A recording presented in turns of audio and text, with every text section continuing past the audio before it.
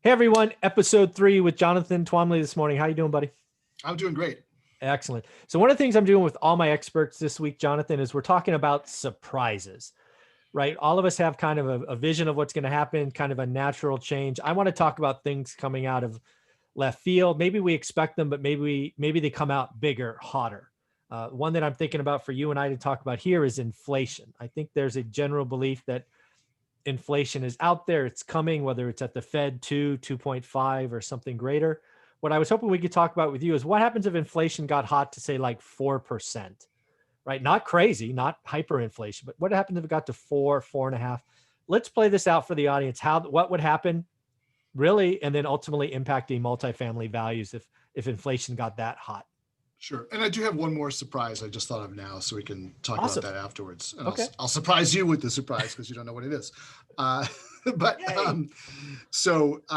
so in inflation now, people usually think of it and appropriately think of real estate as an inflation hedge. And the reason for that is because inflation should drive up rents, right, as it drives up everything else in the economy.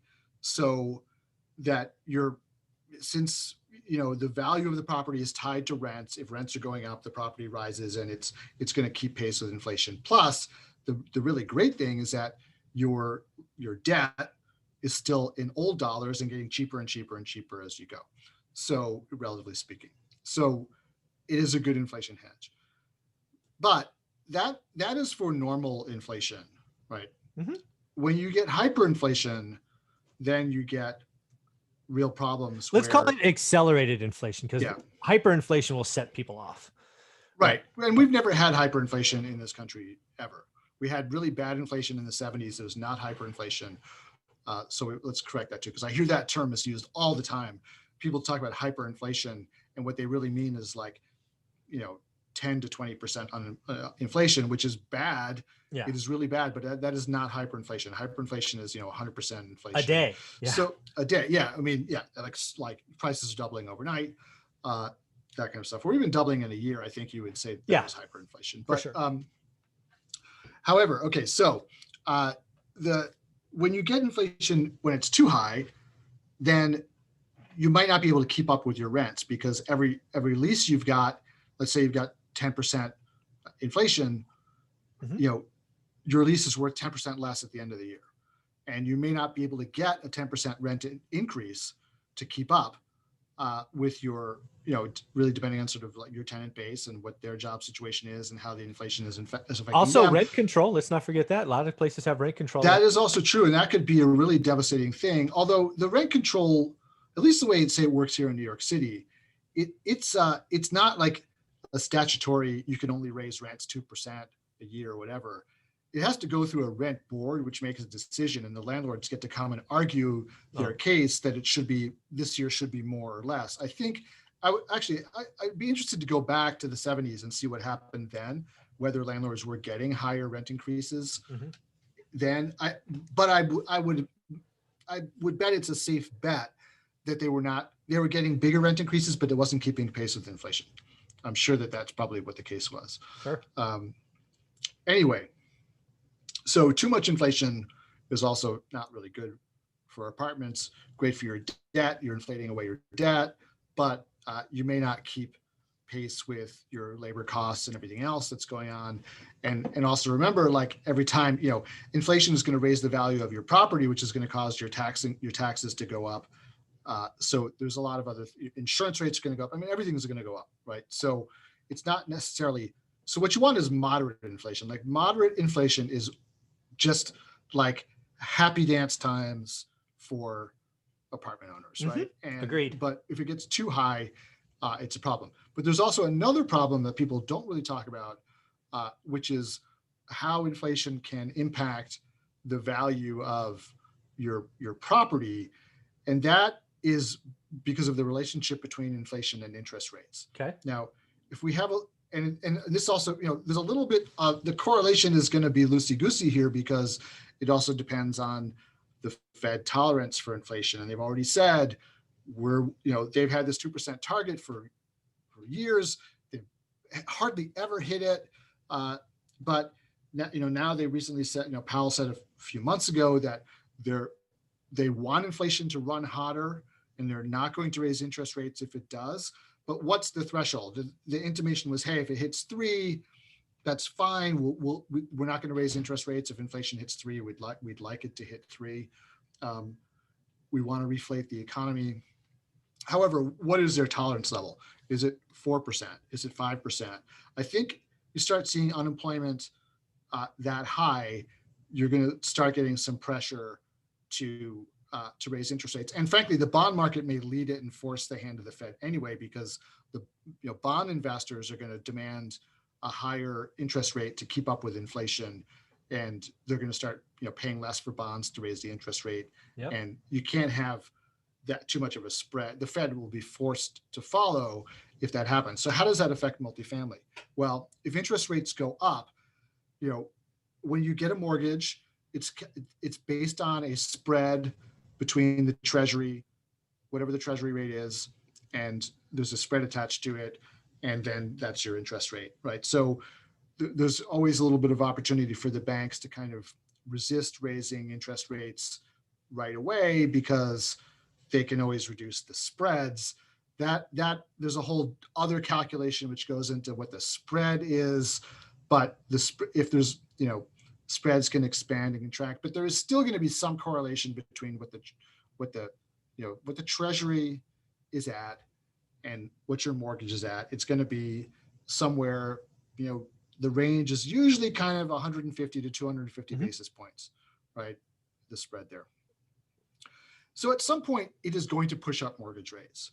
And if it pushes up mortgage rates, then that in turn affects how much you can, when you're buying commercial property, you need to not just pay your mortgage, but the bank is going to say, we will only lend you money if your net operating income is at least 1.25 times your debt service payment, right? So that's kind of what is going to cause the amount of money that they're willing to lend you is based on that 1.25x calculation, right? And if the interest rate rises and causes that, that 1.25 to get harder to hit, then they're going to reduce the proceeds that they're going to give you. And when they do that, that reduces the amount that people are willing to pay for apartments. So it's kind of a long causal chain, and it's not like, it's like inflation goes up and therefore cap rates go up. And certainly a little bit more inflation will get absorbed probably somewhere in the system. Mm-hmm. But if interest rates do go up, if inflation goes up to the point where, say, if the Fed raises interest rates, let's put it this way, if the Fed raises interest rates by 25 basis points, it won't have any effect on cap rates. If they raise it by 50 basis points, maybe a little bit.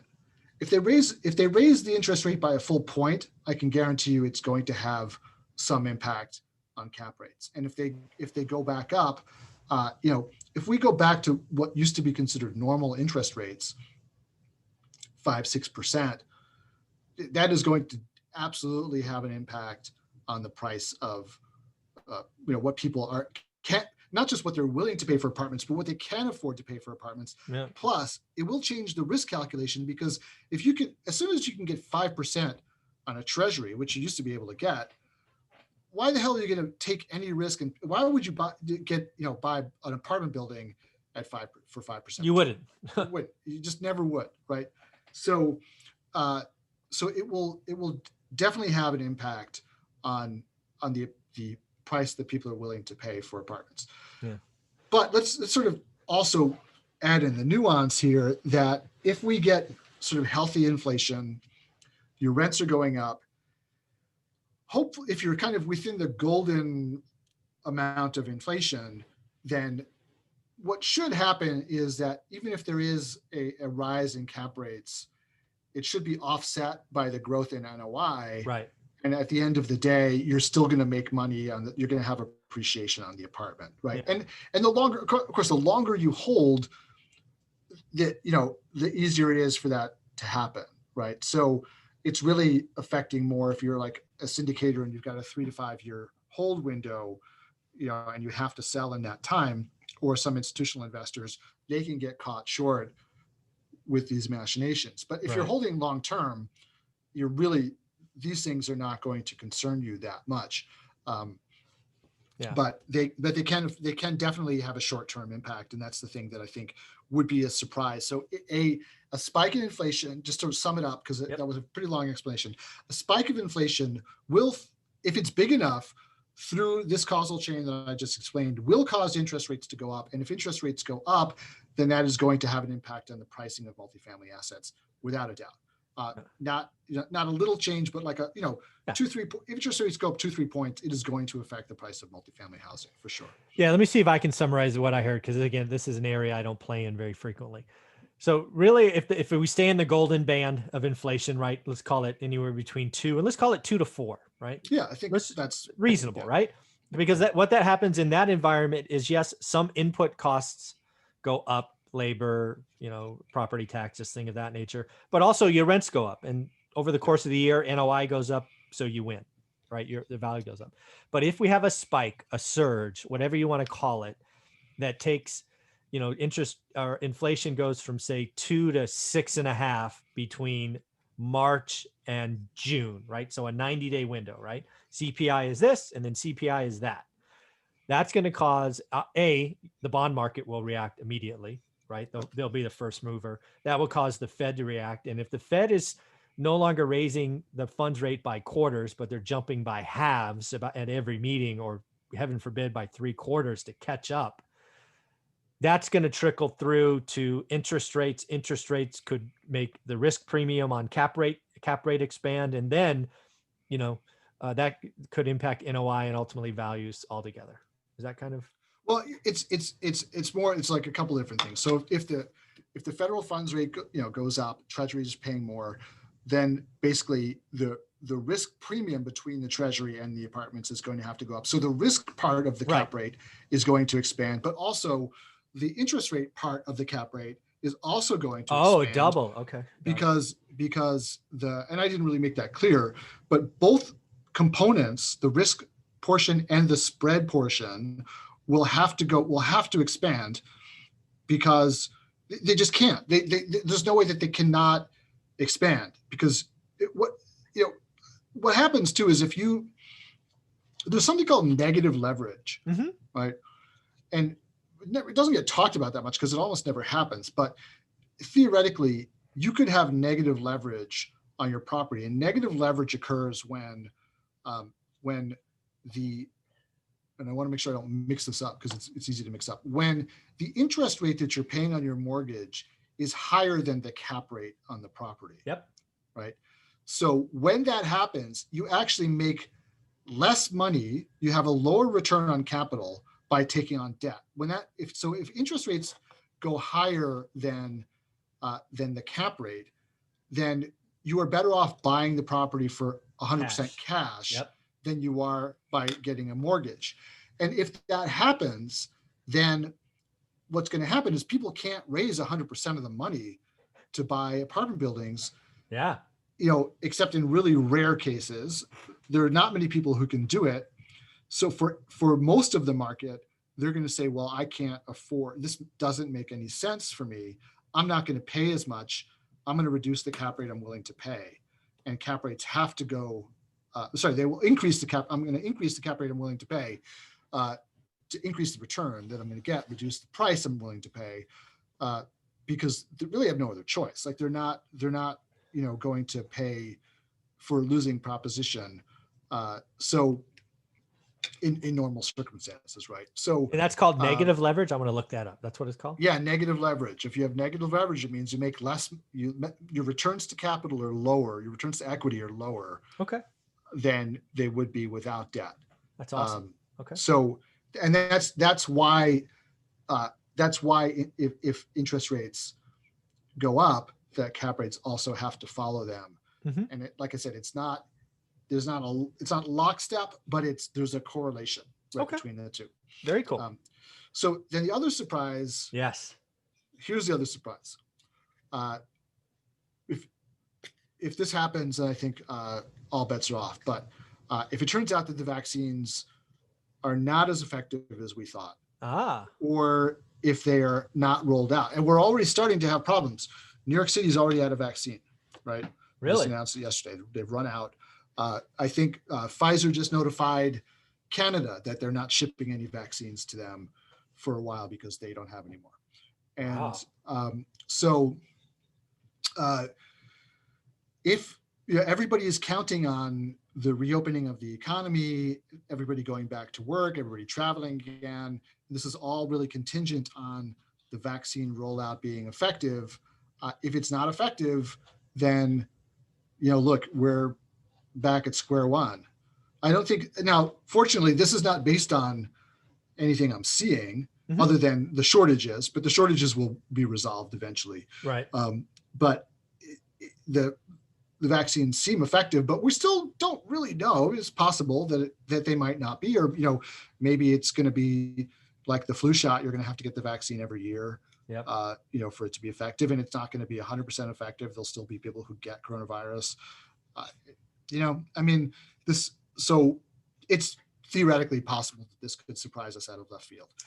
I'm not really counting on it. I think inflation is more likely than this. Sure. But nevertheless, it could happen. And if it does happen, then I think, we're still in the same situation where we've got that's economy being slow, and that's going to have an effect on everything. Yeah, for me, I think that's probably the worst surprise I've talked about all week, because what I think it hits is consumer confidence. Right. I'm the guy who tracks consumers all the time, right? Because they're my competition for homes. Right now, I can see them all getting, frankly, cooped up, antsy. They want to get out. And now they're looking at, am I looking at April? Is it May? Is it June? They can all see the end of this craziness. Man, we hear something in February about it not working, or nasty side effects or something silly. Oh, that would hurt the consumer confidence. Well, not just that. I think there could be, frankly, we could get civil unrest as a result. I mean, because people are just so done with being cooped up. And then if they're told, hey, guess what? We were wrong about these vaccines. You got to stay home. Oh. And they've already sort of mentally made up their minds that they're ready to go out and do stuff again. I think you'd see a lot of people, even some people who were down with all of the measures to hinder coronavirus, just throwing up their hands and being the hell with it. Yeah, I'm going to roll the dice. Forget it. I'm out. Yeah, and then that could lead to some real problems. So hopefully we'll not get to that point, but that could happen. No, I don't think this. Yeah, I agree. But I don't think that this is that's not specifically a multifamily problem. I mean, no, that's an economy. But that's an economy-wide problem. Yeah. Very cool. Well, Jonathan, this is always so much fun. I appreciate our conversation today. You have a wonderful week. You too. Thanks, Michael. Of course.